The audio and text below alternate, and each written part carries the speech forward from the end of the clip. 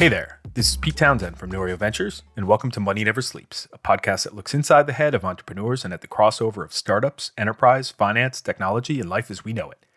We've got Emmett Kilduff on the show this week, who is the founder and CEO of Eagle Alpha. Founded here in Ireland about 8 years ago, Eagle Alpha are pioneers connecting the universe of alternative data. I first came across Emmett a few years ago following an intro from Enterprise Ireland. We've stayed in touch ever since. With Eagle Alpha's strong base of clients in the U.S. hedge fund market, and me having a long history in that space, I've always been keenly interested in how Emmett and Eagle Alpha are progressing. In this conversation, we get into Emmett's initial inspirations for Eagle Alpha, the benefit of patience when you know you're right but the market's not on board yet, and the importance of creativity in responding to the unexpected. With that, let's just fly right in alongside Emmett Kilduff and Eagle Alpha on this week's episode of Money Never Sleeps. Never sleeps, pal. Here we go again, recording from the home studio with Emmett Kilduff, founder and CEO of Eagle Alpha. Before founding Eagle Alpha in 2012, Emmett spent about 10 years in the capital markets, working on IPOs and private placements with the likes of Credit Suisse and Morgan Stanley, bridged by a 2.5-year stretch heading up his first entrepreneurial venture, the experience of which definitely fortified his nerves for the launch of Eagle Alpha a few years later. With that as a sneak peek intro, welcome to the show, Emmett. Thanks, Pete.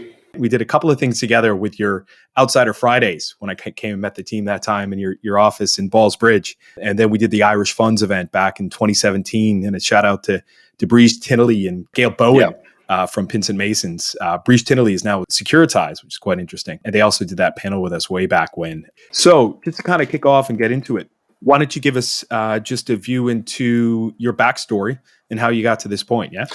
Sure. Well, I guess it starts at a very young age. My father was a successful fintech entrepreneur. In fact, Ireland's first successful fintech entrepreneur. At the time, it was banking software.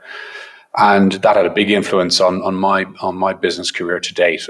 I ended up reading business plans instead of novels as a young kid and as a teenager. So I've been a sort of a business plan geek for a long time. And as I left college, it was the time of the dot-com era, and I was seeing all these amazing tech IPOs happening. And at the time, there's a guy called Frank Quattrone working for CSFB, Credit Suisse, First Boston, who had his own tech investment banking group within Credit Suisse. He was doing all the tech IPOs. And I said, I want to do tech IPOs. So I headed over to Canary Wharf and joined Credit Suisse to do exactly that. But in my heart of hearts, I always wanted to be an entrepreneur. I didn't want to do investment banking and grow old in the ivory tower of an investment bank. So I left Credit Suisse to do a startup called See My Pitch in 2008, which was effectively the same work I was doing at Credit Suisse, which was raising money for corporates, except in this instance, it was raising money for very early stage businesses through angels, seed funds, VCs. But the timing was pretty atrocious. I launched just before Lehman's collapse, so it was really tough timing. And so that startup failed, and I'm happy to say it failed. And we can come back to that thinking later on, maybe. So I ran back to Canary Wharf and joined Morgan Stanley then, obviously one of the top investment banks in the world, and did what I used to do at Credit Suisse. But again, I was always looking for the next idea. Frankly, I didn't want to become a managing director at an investment bank and stay there forever. What was really fun and interesting was Morgan Stanley was the first investment bank to launch a big data offering in its research department. It's a team called AlphaWise about 15 years ago now. And I got to see a lot of the output from AlphaWise 8 years ago. And that was the original inspiration for me to jump ship, leave the comfortable world of investment banking and enter the dark side of the entrepreneurial world again.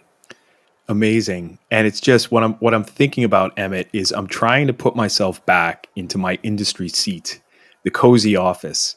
And what was it, that trigger point of the idea that said, I've had loads of good ideas. This is going to be the one that I do. What kind of made this one different? It was based on the basic premise that at the time, hedge funds should be relying on data. Data beats opinion.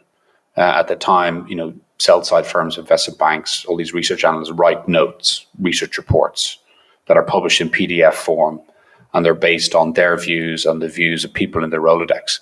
That's, looking back, that's That's going to become archaic.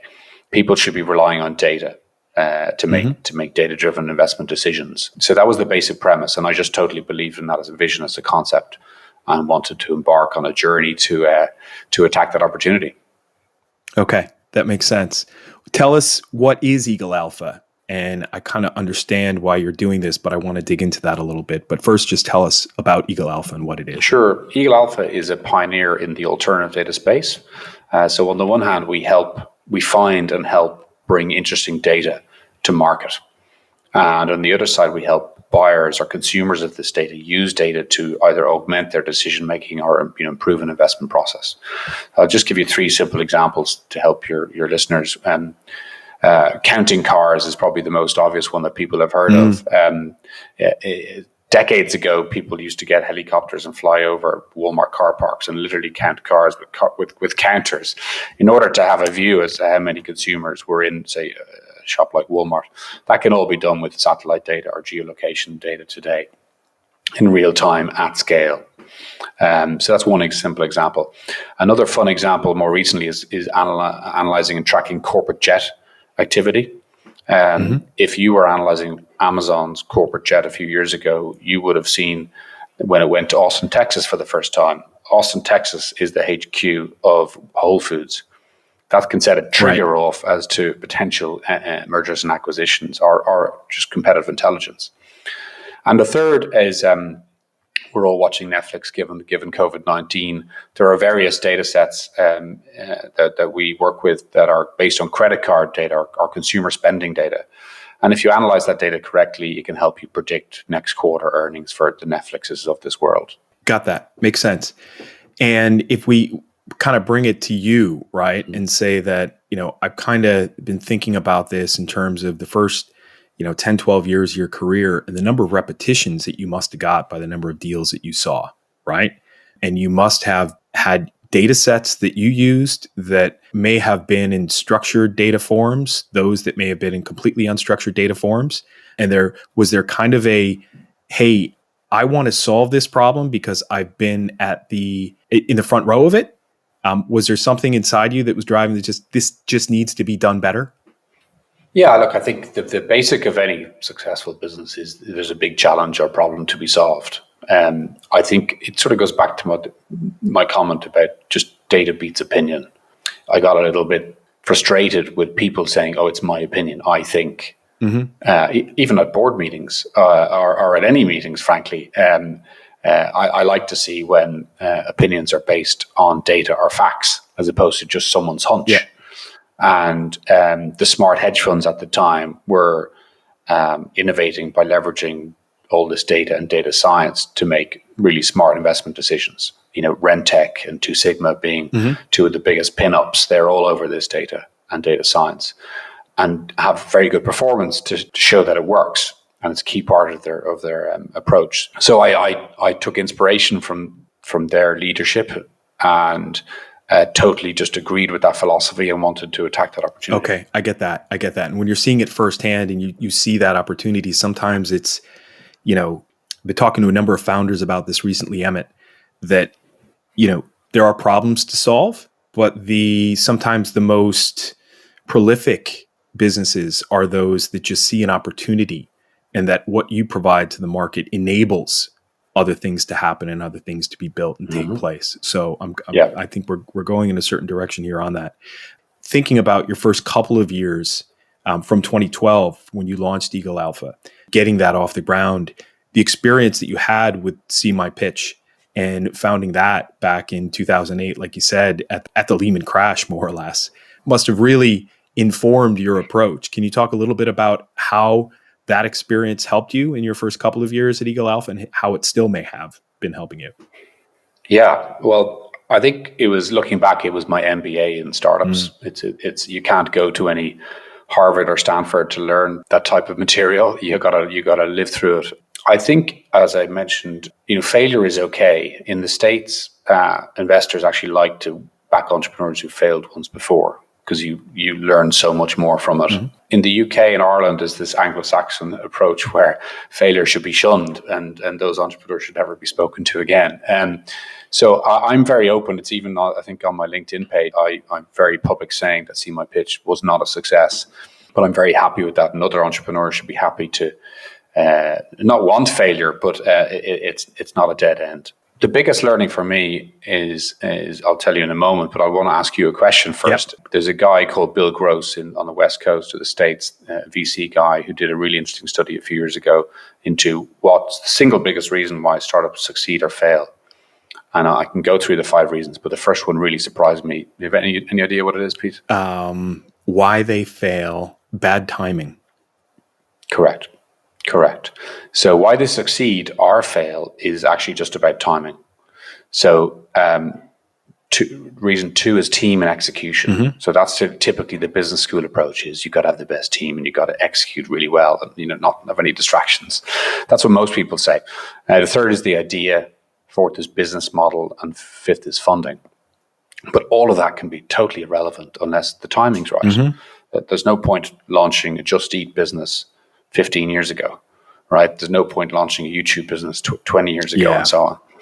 And so I've done a lot of reading on this. And look, I launched it literally before Lehman's collapse. So it was, I couldn't find anyone that wanted to invest in startups at that point. Everyone wanted to put their money into German government bonds. So I just couldn't make any money. So It was really unlucky timing. So I think about timing all the time. And if you bring that back then to Eagle Alpha, we were very early in our industry, in the alternative data space. We launched 8 years ago in 2012. And at the time, not a lot of people understood what I was talking about. I was burning rubber in the streets of New York, London, Hong Kong. And apart from those really innovative hedge funds like the Two Siblings of the world, not many people had a clue what I was talking about. But we stuck to our guns. We knew this just had to make sense. People should be relying on data, not opinion. And but it wasn't until probably 2016 that the rest of the world, I guess, or the broader number of asset managers or private equity funds started to understand that alternative data could be useful for their investment process. But because of my learning with See My Pitch, I was able to, I guess, manage the business in a way that knew that we wouldn't go bust before the wave came. Yeah. Just to tread water a bit. Yeah. Not to overexpand or raise too much money, but just stay in the game. And wait until the wave came and try and educate the market to encourage the wave to come. It's really hard to stay in the game, right? When there's so many other things clawing at you to say, go do this a bit differently. When it comes to things like school fees and so on and so forth, and all these real expenses of life. Absolutely. I was listening to Charlie Songhurst this morning as I had a long walk out in the rain for a reason I won't share with you, but. And he was a former strategy head at Microsoft, but also an angel investor in nearly 500 companies that he's invested in. And he said, listen, all you need to do is just survive for as long as you can until you get good, right? And sometimes, like you said, a lot of times it's about timing, right? And will the market wake up to what you're doing? And are you a couple years ahead of people? Potentially. And if you've got a good idea, you need that staying power to get there. I had to look back at seemypitch.com, and it's still up there. And I clicked on one link, and this was fascinating. I clicked on one link to look at another part of the website, and some little message came up that said Internet Wayback Machine or Internet Archive Wayback Machine. And it was just fascinating that something from the year 2008 is already within this Internet Archive Wayback Machine, right? And just, gathering a bit of dust. But no, I mean, like you said, the failure, embracing failure, and why you see me smiling and the listeners can't see me smiling is that I love failure and I love hearing the stories of how that fortified the nerves of a founder. So thank you. Kind of bringing it, to present day a bit more, Emmett. I had a look at what you guys have been doing recently and tracking kind of where you guys have made some progress.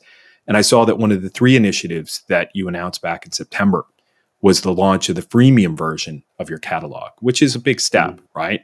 And just for the listeners, in a nutshell, with COVID, data vendors, which are those firms that are gathering all these unique data sets, they've been robbed of their go-to setting for generating new leads, which is going to conferences, in-person meetings, showing their wares out to everybody. So you've got to make it easier for these vendors to be discovered. So putting together this freemium list and this freemium, catalog of all your data vendors is a good thing. However, just curious, were there some initial learning points from going freemium with this one component of your business that might be helpful for other businesses thinking about going the same route with this new world that we're living in now? Yeah. The context is interesting, as you put it. In January of this year, we had an 800-person conference in New York. We had 100 vendors come and effectively pitch and present to several hundred buyers from all the leading hedge funds, private equity firms in the States and elsewhere. And that was only 10 months ago. It feels like 3 years ago, given what's happened this year. But it's we really do miss those types of conferences, and our vendor clients, who are absolutely, as you say, hungry for leads, really miss that form of engaging with buyers, actually speaking to people and handshaking with people and having a dialogue in person. Especially when there's 100 vendors in the room, all with their own pitch table. It's just much easier to do that offline. So the context, because of that context, we had to be creative and think about ways to, in this world, to keep driving leads from data buyers to data vendors. And one of the ways is through creating this freemium version of our catalog. So the premium version of our catalog is online and available to paying clients, has detailed profiles of today 1,400 data sets, including sample data, associated materials, trial data, and so on. So everything that a data buyer would need. And we have lots of clients that pay for that. But because there's so many clients still on the fence and not on the adoption curve, which goes back to timing again, we have to sort of grab them off that fence and get them onto the adoption curve. And one way to do that, I think, for us and for other businesses is through the freemium type concept. So we've given them a very slimmed down version of our catalog, if you will, on a free basis. There's no timestamp on it. It's obviously a way for us to, then have more $0 clients, but more firms to upsell to. I think some of the learnings, we spent a lot of time deliberating on how it shouldn't dilute our premium offering. So that over the summer, a lot of time spent thinking, right, what should we offer? And getting feedback, frankly, from our paying clients that what we would offer wouldn't upset them, but obviously having enough of a hook to excite the freemium guys. So that's where we spent a lot of time. What's been great is, I think in the first 3 weeks post launching it, we had 100 different firms apply to sign up to it, which in our market is quite high in a sort of a niche B2B market. I say apply because one learning is there's lots of chancers out there. There are competitors, people with Gmail accounts, all sorts of students that want freemium offerings. And so we do have a human element in the apply process where we screen for people we really want to give it to or not. And I think the final point I'd say is just feedback. Feedback in order to keep adapting. We have now 4 weeks of feedback from users that can be used to incorporate and improve the freemium offering going forward. And obviously it has to lead to upsells. Okay. And we've said to buyers, like, we will scrap this offering in 3 to 6 months if we don't get any upsells. Yep. Right. So we're trying it. I think that's one key thing about entrepreneurship. You've got to try things. We're not afraid of failure. Yep. If this fails, in Q1, I don't mind. We've tried it. Exactly. And you've learned a great deal from it at the same time as well. And if it works, it's even better for the business, right? Yeah, exactly. I was talking to someone last night who was basically dragging the book, The Lean Startup, through the mud, the Eric Ries's book, and talking about A/B testing and talking about pushing something out to market when it's not yet ready. And I'm just like shaking my head when this guy's dragging this book through the mud. I'm like, it's not the end all be all. Like when I read it and thought about A/B testing, it's like, okay, that's pretty good strategy and makes a lot of sense. But I digress. Anyway, on this show, Emmett, we've been talking quite a bit about network effects recently, just because I get a buzz off of them. And when I'm looking at startups that I'm working with, I'm always looking for network effects and marketplaces, buyers bringing more sellers, sellers bringing more buyers. I hadn't thought about your business before in this context, but now that I have, obviously I'm getting a bit more excited. Can you talk a bit about how that marketplace aspect of Eagle Alpha has developed over the past number of years? Yeah. So one of our revenue lines is dataset commissions. So when we broker a dataset deal between a buyer and a seller, we earn commissions. So I guess that's the marketplace side of Eagle Alpha. We're probably compared to some of the marketplaces you've been speaking to, are probably more closed as opposed to fully open, in the sense that a data buyer becomes a client of Eagle Alpha before they see everything in the marketplace. Okay. That's quite unusual and I guess that's driven by hedge funds who, frankly, don't want all the best data sets known widely, because that could reduce the alpha or the dollar making opportunity. Ooh, that's interesting. Yeah, it is. That's the world we live in. Yeah. So today we have 1,400 data sets on one side of the marketplace, and we have several hundred buyers on the other side of the marketplace. But it's not like buying a book, right, on Amazon in terms of a simple marketplace or a widget. Buying data or selling data is actually really quite complicated and can't be done just through leveraging technology alone, like a lot of traditional marketplaces that VCs would invest in. And really, to encapsulate my thinking all around that, I wrote Eagle Alpha's first blog in July, which was entitled "Data Doesn't Sell Itself." Yeah. And it was meant to be a one-page blog. It turned into a 20-page sort of mini thesis with contributions from nearly 20 thought leaders in our industry, including people from Snowflake and people from Microsoft and so on. And in our space, if you're a vendor, there's loads of inefficiencies to help you get your data ready to make it viable. And if you're a buyer, there's loads of inefficiencies in the marketplace to make onboarding data set really efficient and seamless. And we can go into those in more detail if you'd like. And technology can't solve for that alone, which is why you need a certain amount of advisory or human element. Mm-hmm. So simple example, we work with 1,400 data sets today. No buyer at a hedge fund, a corporate, a private equity firm is going to read and go through the profiles online of all 1,400 data sets. What they care about is their specific need. So if I'm at a retail company in the States at the moment, it might be, what is the brand perception of my product? I'm not going to read your 1,400 profiles. I want you, Eagle Alpha, or someone else to advise me on the 3 best data sets to help me think about that. And so that's why there isn't really any perfect marketplace in our space today. And ultimately, I think a big tech company plus an Eagle Alpha could be the winning team. Yeah, I get that. And I'm thinking of 2 things here. I'm thinking of personal shopping assistant, like you said, and even when you're buying something on Amazon, right? And I'm looking for a new wireless mouse that is ergonomic and orthopedic, right? And it's like, I'm going to Google that a few times and I'm going to look around. I'm not just going to go on Amazon and pick something, right? And, I see that very rustic kind of comparison there. But also then I finally twigged the inclusion of the word alpha in your corporate title, right? And obviously, having been in the asset management industry for a very long time, I understand alpha. And I used to hate it when people just used to throw it around like, oh, we need to free up the asset manager's time or hedge fund manager's time so they can concentrate on alpha. And I heard that so many times at conferences without people really understanding what alpha means. And just for all the listeners, alpha very simply is risk-adjusted returns. It's returns you get by doing your hard work, doing your secret sauce to find returns that no one else can get because they don't have the same information or access to information or usage of different available information sets or data sets that you have, right?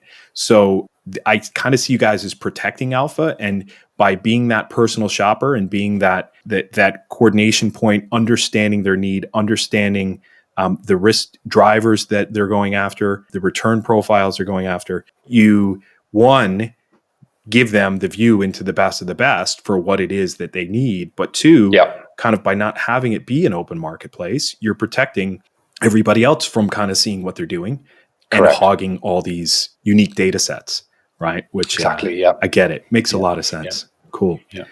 One of the other things I was looking at, Emmett, as well, was a post about a second alpha workshop coming up dedicated to alternative data for the US election. And I had no clue that your coverage reached this far. And this is fascinating for me, as well as my co-host, Owen Fitzgerald, who's not on the show today.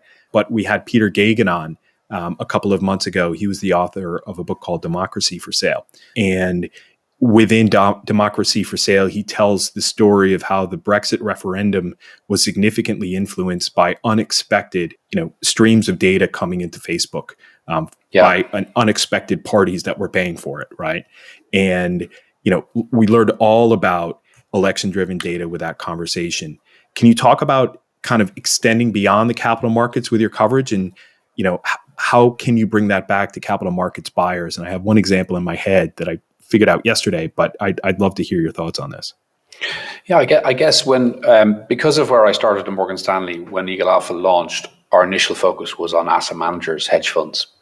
And it had been all the way from 2012 to 2019. And last year, then we sort of broadened our client base beyond asset managers or capital markets to include private equity and corporates. So very briefly, private equity want to increasingly use data for three reasons. One is to improve deal origination, and it can be VCs as well. Typically, they rely on their Rolodex and their brand and their network. That's becoming very archaic very quickly. They should be leveraging data sets like employment data sets, credit card data sets to identify breakouts. They use it for due diligence. Frankly, it's the fiduciary duty of a PE firm to know everything about the target. At the moment, there's a blind spot in nearly every private equity person's or firm's DD, which it will go away quickly. And then it's for post-acquisition value creation, making the company, obviously increase revenue and potentially monetize their data. That's a big trend. If you're a PE company and you have 100 portfolio companies, if they monetize their data, you can make clearly more money. On the corporate side, which is really, really interesting and probably the biggest growth opportunity for Eagle Alpha, because there's just so many more corporates. They're using this data for competitive intelligence, understanding customers, understanding strategy, M&A. If Starbucks is going to launch a store in a new town in Minneapolis, they should be analyzing geo-data, credit card data to decide, which street it should be in. They should be analyzing online conversation to understand the types of customers that walk by that street. Are they millennials, etc.? And so corporates are going to be huge users. To bring it back to the US election, a lot of our clients across those three verticals, asset managers, private equity, and corporates, are all clearly very interested in what happens with the US election. And it's not necessarily just about trying to predict who the winner is. That's clearly a tough game, but it's understanding, some of the implications and having data ready to understand what's happening now, but to track the impacts post-election. Big time. Yeah. I was speaking with an asset manager yesterday who was talking about their view for the US elections and how their lead program right now, or that their thesis, for lack of a better word, is based upon one candidate winning the election. Right. And I won't give it away. I'm not mentioning the individual anyway, but it was just, I was sharing this with my wife afterwards and saying that, listen, this is the program they're going to put in place on the day after the election, or perhaps on the day of the election, to respond to how they think the markets will respond. Right. Yeah. And there's a lot of data that goes into that. It's not normal data. It's definitely alternative data. My wife said, well, what if they're wrong? What happens? And I'm like, I'm sure there's a plan B. But this is getting my head into this recently around using data for customer acquisition, using data for institutional customer adoption. I think you guys are just scratching the surface here with where you can go with this. It's fascinating. Yeah. It goes back to the timing point. We're still early in our market, despite being here for 8 years already. The big wave is still to come. Absolutely. Shifting back to you a little bit, Emmett, what do you think are some of the personality traits that have been helpful to you as an entrepreneur over the last 8 years? Well, I'd start with my first step in my career, which was with Credit Suisse. My first boss taught me how to be very hardworking. As a junior analyst in Credit Suisse, analysts typically last for the first 3 years as a title. I think I was working 90-hour weeks. I literally used to go home on a scooter from Canary Wharf to West London and Fulham at sort of 1 a.m. and be back in sort of for 8 a.m. So you can't succeed in anything in life without very hard work. Yeah. Nothing comes easy. Even if the timing does come to your favor, without hard work, you won't grasp the opportunity. The second point I'd say is I'm pretty stubborn, stroke determined. I think a lot of entrepreneurs are. And you have to just keep going. In the first 4 years of Eagle Alpha, the revenue and the traction wasn't coming as quickly as we'd liked because not many people understood what we talked about or were discussing. But I was determined that people would eventually get the joke about data, which the world does now. Mm-hmm. And actually, you mentioned COVID. COVID is a great catalyst for people recognizing they need more data. And I think then being nimble and adaptable is key. We've done lots of adaptations and pivots over the years. I think a lot of people that are stuck in their ways don't make good entrepreneurs. They make better lawyers or accountants. I think, frankly, to be an entrepreneur, you've got to be incredibly nimble. You've got to be able to change things really, really quickly. And that's tough. It just doesn't suit a lot of people. And then the last one, would be just being creative and innovative. Yeah. We're a creative team, and we try to incorporate everyone's decisions. And I think without that, we would go stale. A lot of companies fail because they don't keep innovating, like Nokia. We're clearly at a much smaller scale. We have to innovate really quickly because our whole industry is innovating and adapting. Heard a really interesting thing on Nokia this morning that when you look at the iPhone and the total addressable market for that, if people had just used the total addressable market in Nokia back in 2004, 2005 to assess where the iPhone could go, rather than looking at the iPhone as something that unlocked a brand new ecosystem of revenue that no one had ever imagined. The iPhone never would have come to market, right? Yeah. How can we do a little bit better with a crappy, touchscreen? And it's just being able to envisage that type of stuff. That's great vision from Steve Jobs and co. Yeah. Absolutely. I still got his book up on my shelf behind me that I got to read. It's been sitting there staring at me for 10 years or however long it's been up there, but I got to jump into that. Anything that you think you need to work on as an entrepreneur, anything that eats away at you, said, I need to spend less time doing that or do things a little bit better? Yeah, the feedback from colleagues is that I try to do too much for the business. And, Buffett's key advice is, say no. Yeah. In order to be successful, you have to say no. And I can have scope creep. I can try and get Eagle Alpha to do too many things. I can try to do too many things myself, personally as well as in business life. And I saw that comment only just a few weeks ago, and I'm trying to take that on board more. Yeah, no, I hear you.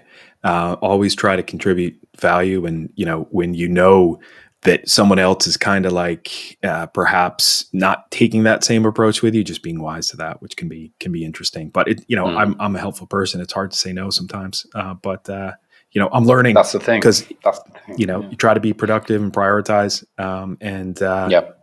it really is looking out for number 1, number 2, 3, 4, and 5, which are my wife and 3 kids after me, right? Yeah, so exactly. If you think about, the podcast that you guys have been doing, I had to look at that, profiting from data, which you've got 6 episodes live now. Any negative or positive experiences from doing that you didn't expect? I think it's been largely positive, Pete. We were influenced by Snowflake, the largest software IPO in history. It launched its podcast in June. It's called Data on the Cloud, and I was there. That's a really good idea. Let's do one for alternative data or for our world. And it was really fun putting it all together over the summer. And we worked with a great firm that sort of held our hand in that. One of the positive things, and you've probably seen it as a host, is people can be surprisingly frank and open in what they say if you only ask them the question. I recount one of the podcasts was with the head of data science at Man Group, one of the biggest listed hedge funds in the world. And he started off the interview by talking about how he couldn't get a job when he started his career. And so his tactic was to just stand in the lobby of 4 big banks in London and go up to reception and say, I want to speak to the head of trading. And he got escorted out of the building twice. But the third time it worked and he got a job. He got his chance. And now He's the head of data science at Man Group. And so those sort of stories, I love that as an entrepreneur, as a risk taker. I love those sort of stories. And I was surprised that you get that sort of super content from what you might think is a very formal hedge fund or asset manager type person. You do. And a little secret for you, a little tip, it's all in their LinkedIn profile. Right. So if someone is willing to go on a podcast, it generally means that there is an element of their personality that you would actually find on their LinkedIn profile or perhaps their Twitter account or something. And you could always find some really interesting tidbits there. And that I do for my own preparation. That's what I use. And dig into websites a little bit. And it takes, I think we were talking about this before. It takes an hour, max to prepare. But preparation is 90% of success, right? Absolutely. Tell us, our final famous question on this podcast, Emmett, is what is one thing that people wouldn't expect to know about you? Well, I'd like to maybe have two parts to this answer, Pete. I think, first of all, I'd talk about the company because there's something that very, very few people know. When we set up the company 8 years ago, we called it Eagle Intel, i.e. an imperious eagle hunts for intel. And shortly thereafter, we had got a strong worded letter from the legal department of Intel Corporation saying that they owned the word intel, despite it being slang for intelligence. Wow. So we were literally 3 or 4 months in and we're there.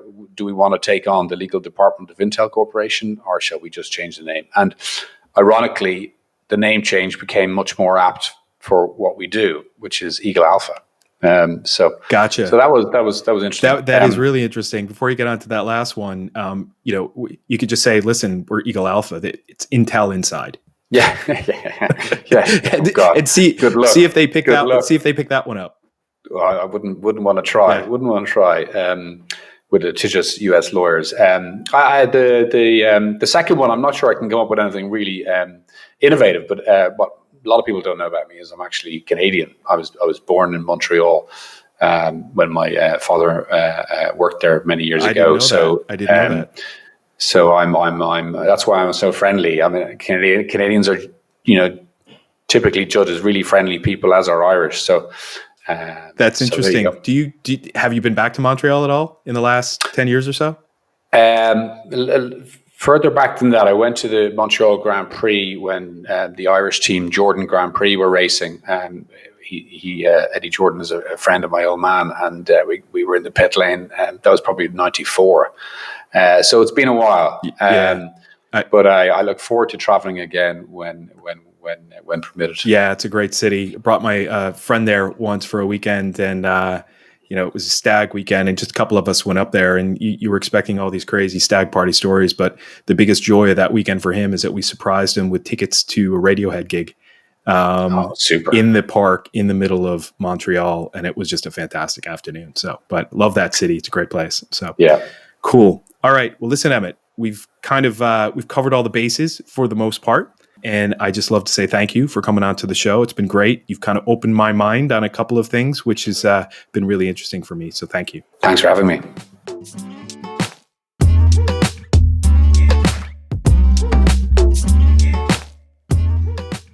That does it for this week, folks. And thanks to Emmett for opening up his mind to help us figure out why he does what he does. Links and show notes for this episode are on moneyneversleeps.ie, so check us out online. Also, you can subscribe to our Money Never Sleeps newsletter at moneyneversleeps.substack.com. If you're enjoying Money Never Sleeps and want to see it continue, make sure you hop on over to Apple Podcasts and give us a 5-star review. And don't forget Conan Brophy from Create Sound. He mixes and edits each episode for us and is an excellent media man to get in touch with when you're thinking about launching your own podcast. As for me, I help startups get their products to market, get customers, and finance their vision. You can find me on LinkedIn, Twitter, or at norioventures.com. And you can follow Owen Fitzgerald on Twitter at OwenFitzgerald9. Finally, till next time, thanks for listening. See ya. Money never sleeps, pal.